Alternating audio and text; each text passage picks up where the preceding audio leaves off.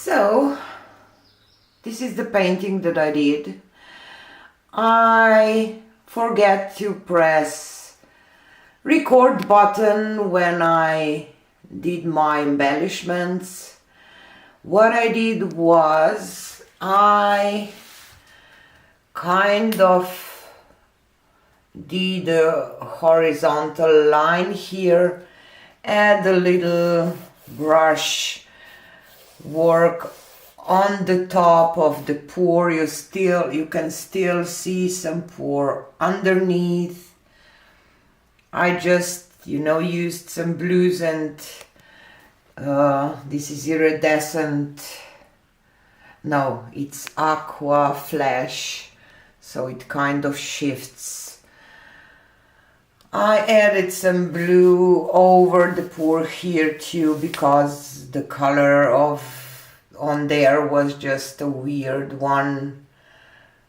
I left the top part untouched, and the bottom part, I really like this bottom part. I like the sides, and of course I added a tree. So yeah, I have another one that I want to do it in kind of similar way, so I hope that I will not forget to press the record button for that one, just in case if somebody would like to watch that.